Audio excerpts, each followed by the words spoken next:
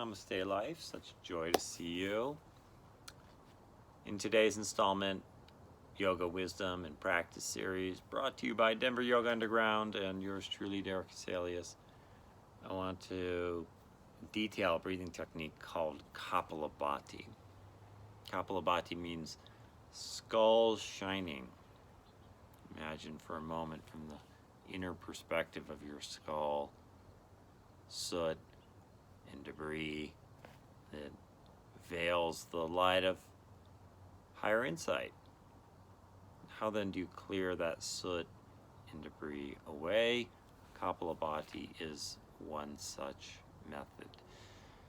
Principally, it looks like an extended or emphasized exhalation, like a striking out-breath, followed by natural successive in-breath. And it's actually not uncommon for people to have, they get the exhale part, but the in-breath feels compromised and it's difficult for them to find a rhythm. Here's a way we can approach it easier. If you took a pair of sunglasses like this and you want to clean the lens like that, you fog it up with the mouth breath. It's a good intro to Kapala. So same thing. That's the pattern, however we do that through the nose. So becomes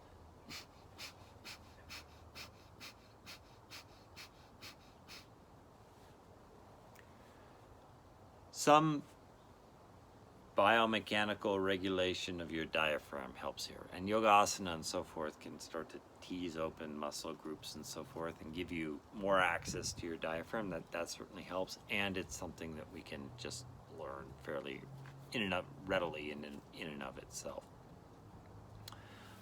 It's important that you remain stationary in Kapalabhati. So rather than bouncing,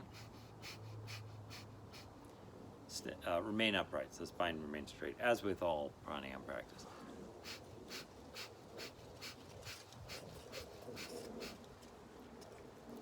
Some people contract or propel the breath out more from the navel or the abdomen. So the abdomen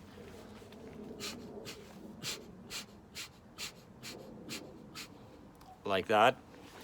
That's one way of doing it. Personally, I find it a little more refined to use more the diaphragm.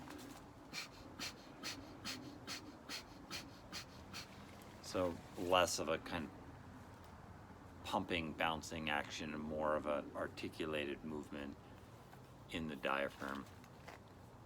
Application. So why would you do or when would you do Kapalabhati? This is a formal breathing technique that largely applied prior to meditation. So you have meditation to practice. You take a moment, you establish your physical seat and just generally attune to your breath. Feel where you are, time and space. And then enter time and space with Kapalabhati. Focus here, focus your eyebrows now.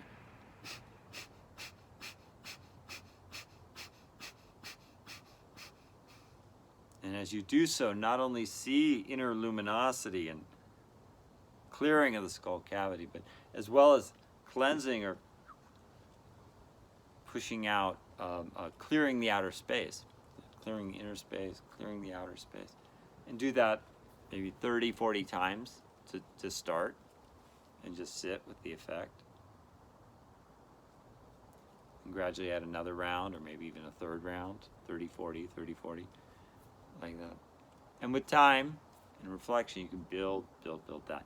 And this will help to clear the stage for meditative practice. Probably one of the most simple and potent quick breathing techniques that I'm aware of.